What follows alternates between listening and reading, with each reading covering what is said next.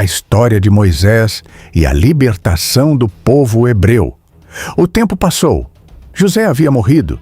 A geração que conhecia os milagres já não existia mais. E então, um novo rei se levantou no Egito.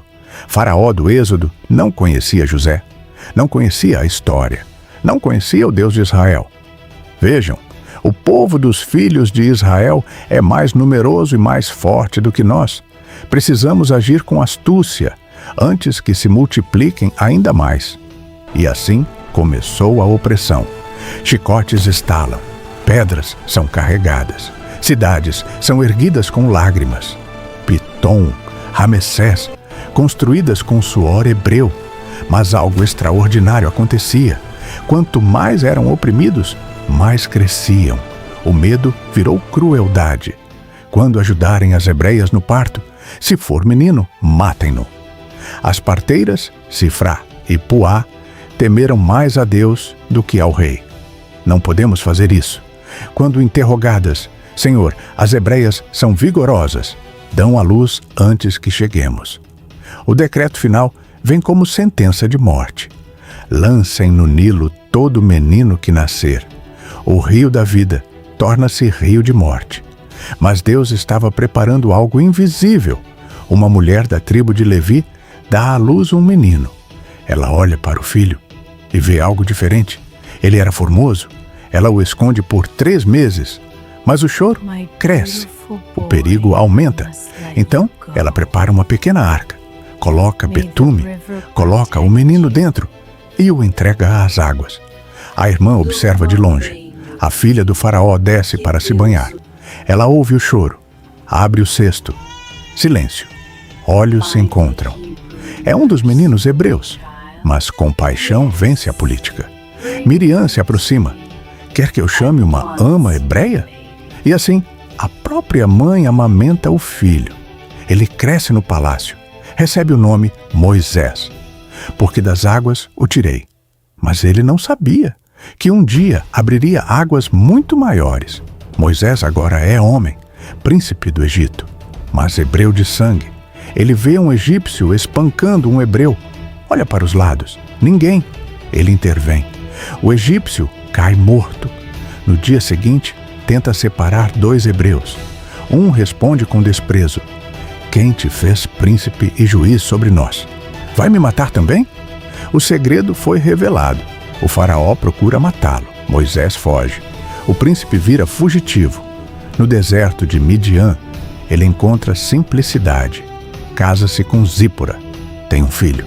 Mas enquanto isso, no Egito, o povo geme. E a Bíblia declara algo poderoso. Deus ouviu o gemido. Deus lembrou da aliança. O céu estava em movimento. Monte Horebe. Silêncio do deserto.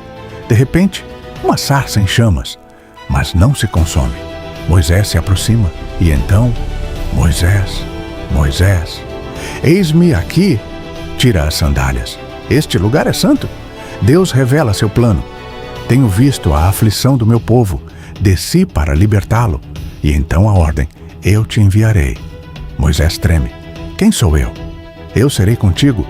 Qual é o teu nome? Eu sou o que sou. O Deus eterno se revela. Assim diz o Senhor: deixa ir o meu povo. Quem é o Senhor? O confronto começa.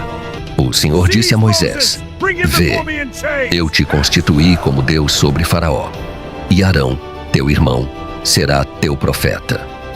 Tu falarás tudo o que eu te ordenar. Deus não esconde o conflito. Eu endurecerei o coração de Faraó e multiplicarei os meus sinais na terra do Egito. Moisés tem 80 anos, Arão 83, 2 homens idosos, diante do império mais poderoso. E eles entram. O Senhor declara: o coração de Faraó está obstinado. Moisés encontra Faraó junto ao Nilo.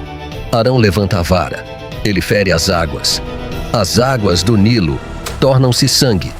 Os peixes morrem. O rio cheira mal. Os egípcios não podem beber. O texto enfatiza: havia sangue por toda a terra do Egito. Não apenas no rio, nos canais, nos vasos, nas talhas de madeira e pedra. Os magos fazem o mesmo, mas apenas em pequena escala. O coração de Faraó se endurece. 7 dias se cumprem. O juízo é completo, mas ainda limitado. Deixa ir o meu povo. Faraó recusa. Rãs sobem, cobrem o Egito, entram nas casas, nos quartos, nas camas, nos fornos, nas amassadeiras. Faraó chama Moisés. Rogai ao Senhor que tire as rãs. Moisés pergunta: quando? Faraó responde: amanhã. No dia seguinte, elas morrem, montes e montes. A terra fede, mas Faraó endurece o coração. Arão fere o pó se torna piolhos. Sobre homens, sobre animais, os magos tentam, falham e dizem: isto é o dedo de Deus. Mas Faraó não ouve. Moscas enchem o Egito, mas não há moscas em Gósen. Separação visível. Faraó negocia: sacrificai aqui. Moisés responde: não convém. Faraó promete liberdade, mas volta atrás. Morte no gado egípcio. Nenhum animal de Israel morre. Faraó manda verificar. É verdade. Mesmo assim, não se rende. Cinza lançada ao céu. Torna-se pó. Úlceras inflamadas surgem. Os magos não conseguem ficar diante de Moisés, mas o Senhor endurece o coração de Faraó. Desta vez enviarei todas as minhas pragas sobre o teu coração. Saraiva desce, fogo misturado com gelo. Nunca houve algo assim. Quem teme ao Senhor, recolhe seus servos. Quem ignora, perde tudo. Faraó diz: pequei, mas mente novamente. Gafanhotos cobrem a terra, nada verde resta. Faraó confessa pecado, mas endurece outra vez. Trevas espessas, 3 dias, ninguém se levanta, mas Israel tem luz. Faraó grita: não verás mais o meu rosto. Moisés responde: bem disseste. Instituição da Páscoa. Cordeiro sem defeito, sangue nos umbrais. Quando eu vir o sangue, passarei por cima. À meia-noite, silêncio. Depois, clamor. Nenhuma casa sem morto. Faraó chama: saí. Deus endurece o coração de Faraó novamente. Faraó prepara seus carros. 600 carros escolhidos e todos os carros do Egito. O povo vê o exército aproximando-se. Temem grandemente. Clamam ao Senhor. E dizem a Moisés: foi por não haver sepulcros no Egito que nos tiraste para morrermos no deserto. Moisés responde com firmeza: não temais. Estai quietos e vede o livramento do Senhor, que hoje vos fará. Porque aos egípcios que hoje vedes, nunca mais os tornareis a ver. O Senhor pelejará por vós, e vós vos calareis. O anjo de Deus move-se para trás do acampamento, entre Israel e o Egito. A coluna de nuvem torna-se escuridão para os egípcios, mas ilumina Israel. Moisés estende a mão sobre o mar.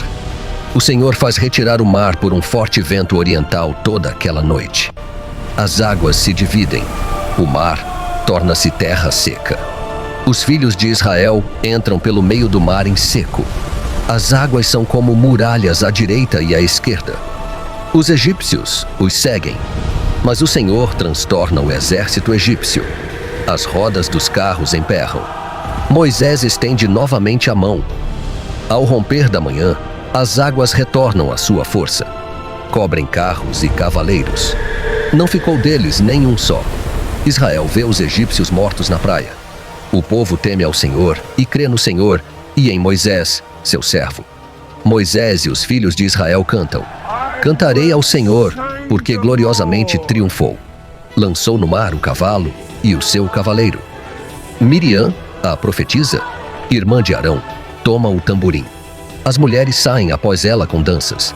Mas 3 dias depois, no deserto, não encontram água.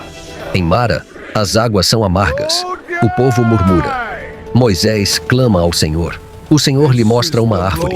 Ele a lança nas águas e elas se tornam doces. Ali Deus lhes dá estatutos e os prova. No deserto de Sim, o povo murmura novamente: quem nos dera tivéssemos morrido pela mão do Senhor na terra do Egito. O Senhor responde: eis que vos farei chover pão do céu. À tarde sobem codornizes. Pela manhã, uma coisa miúda, semelhante à geada. Eles perguntam: que é isto? Moisés diz: Este é o pão que o Senhor vos deu para comer. Cada um colhe segundo a sua necessidade. No 6º dia, porção dobrada. No 7º dia, descanso. No 3º mês, chegam ao deserto do Sinai. O Senhor chama Moisés ao monte. Se ouvirdes a minha voz e guardardes a minha aliança, sereis a minha propriedade peculiar. No 3º dia, há trovões, relâmpagos, espessa nuvem e som de trombeta fortíssimo. O monte Sinai fumega, porque o Senhor descera sobre ele em fogo. Deus proclama: Eu sou o Senhor teu Deus, que te tirei da terra do Egito. E entrega os mandamentos. O povo treme e diz: Fala tu conosco, e não fale Deus conosco, para que não morramos. Moisés responde: Não temais, Deus veio para vos provar. E Moisés aproxima-se da escuridão onde Deus estava. Estamos no sopé do Sinai. A montanha ainda fumega. O povo ainda treme. E Deus continua falando. Agora começa algo poderoso. Não é apenas libertação. É formação de uma nação. Depois dos 10 mandamentos, Deus entrega estatutos detalhados. Ele começa com leis sobre servos hebreus. Se alguém fosse vendido por dívida, serviria 6 anos, mas no 7º seria livre. Liberdade não era esquecida. Se o servo amasse seu senhor e quisesse permanecer, sua orelha seria furada junto à porta, símbolo de escolha voluntária. Deus regula justiça social, indenizações por danos, responsabilidade por violência, proteção para órfãos e viúvas, proibição de oprimir estrangeiros.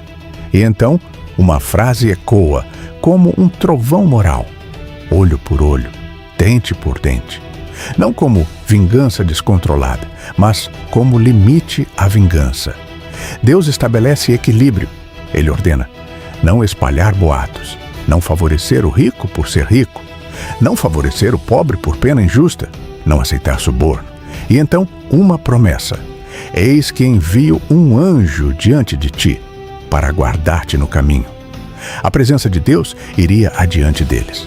Moisés escreve todas as palavras do Senhor, constrói um altar, 12 colunas, uma para cada tribo. Sangue é aspergido sobre o altar e sobre o povo, e Moisés declara: eis o sangue da aliança. Ele sobe o monte com Arão, Nadab, Abiú e 70 anciãos. E algo extraordinário acontece. Eles veem o Deus de Israel. Debaixo de seus pés havia algo como pavimento de safira, mas ele não os destrói. Eles comem e bebem na presença de Deus.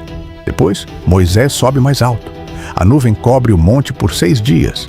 No 7º dia, Deus chama. E Moisés entra na nuvem. Ele permanece ali 40 dias e 40 noites. Agora, Deus revela algo surpreendente. Ele deseja habitar no meio do povo. E me farão um santuário, e habitarei no meio deles. Cada detalhe é descrito com precisão divina. A arca da aliança, madeira de acácia revestida de ouro, o propiciatório com 2 querubins, a mesa dos pães, o candelabro de ouro puro, o altar do incenso, as cortinas, as cores, azul, púrpura, carmesim. Nada era aleatório. As vestes sacerdotais também são reveladas.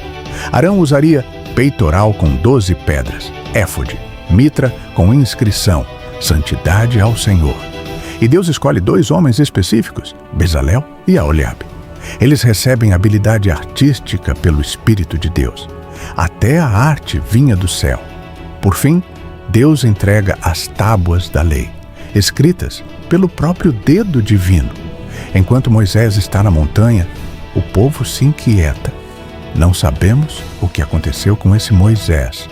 Eles pedem a Arão: faze-nos deuses que vão adiante de nós.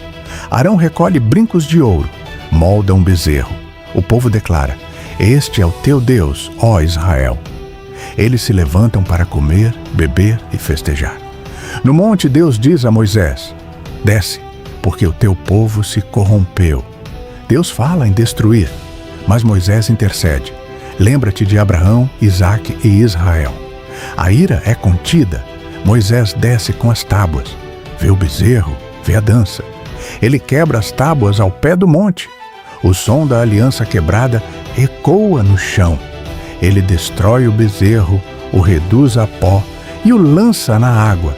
Cerca de 3.000 homens morrem naquele dia. É um dos momentos mais dramáticos da história. Deus diz que enviará um anjo, mas não irá no meio do povo. O pecado havia criado separação. Moisés entra na tenda da congregação. A coluna de nuvem desce. O texto declara algo extraordinário. O Senhor falava com Moisés face a face, como qualquer fala com seu amigo. Moisés ora: se a tua presença não for conosco, não nos faça subir daqui. Ele entende algo profundo. Ter a terra sem Deus não vale nada. Então ele faz um pedido ousado: mostra-me a tua glória. Deus responde: não poderás ver a minha face, mas te colocarei na fenda da rocha. Moisés sobe novamente com novas tábuas. Deus passa diante dele e proclama seu próprio nome: Senhor, Senhor Deus compassivo, clemente e longânimo, grande em misericórdia e fidelidade. É a revelação do caráter divino, mas também afirma que não inocenta o culpado. Graça e justiça. Moisés se prostra. A aliança é renovada. Quando ele desce, seu rosto resplandece.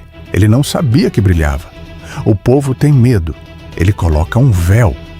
Agora algo lindo acontece. O povo traz ofertas voluntárias: ouro, prata, tecidos, madeira.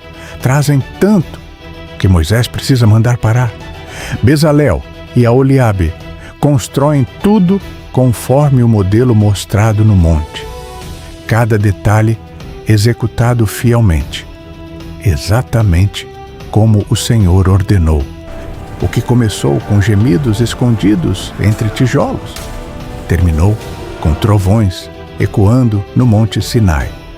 O que começou com chicotes cortando costas, terminou com o mar se abrindo ao som da obediência. A história de Moisés não é apenas a história de um homem, é a história de um Deus que vê o invisível. Enquanto o povo sofria nas sombras do Egito, Deus estava ouvindo cada suspiro. Enquanto mães choravam ao lançar seus filhos no Nilo, Deus já preparava um libertador nas águas. Enquanto o faraó endurecia o coração, Deus demonstrava que nenhum trono da terra é maior que seu poder. O Deus que falou do meio da sarça ardente é o Deus que entra no fogo conosco. O Deus que enviou pragas ao Egito é o Deus que protege com sangue nos umbrais. O Deus que abriu o mar diante do impossível é o Deus que transforma pânico em passagem. Quando o povo dizia: estamos encurralados, Deus dizia: avancem. Quando disseram: era melhor voltar para a escravidão, Deus respondeu com o maná do céu. Quando a sede parecia matar, uma rocha foi ferida e dela jorrou vida. E então, no Sinai, o mesmo Deus que libertou estabeleceu aliança. Ele não tirou o povo do Egito apenas para libertá-lo da escravidão. Ele o tirou para ensiná-lo a viver como povo santo, porque liberdade sem direção é caos, mas liberdade com presença é propósito. A história do Êxodo nos mostra algo eterno. Deus não é indiferente ao sofrimento. Ele ouve, ele vê, ele desce, ele age. O Egito pode representar prisões externas, mas também representa medos internos, vícios, culpa, traumas, cadeias invisíveis. E talvez hoje você esteja diante de um mar vermelho. Atrás de você o passado te persegue.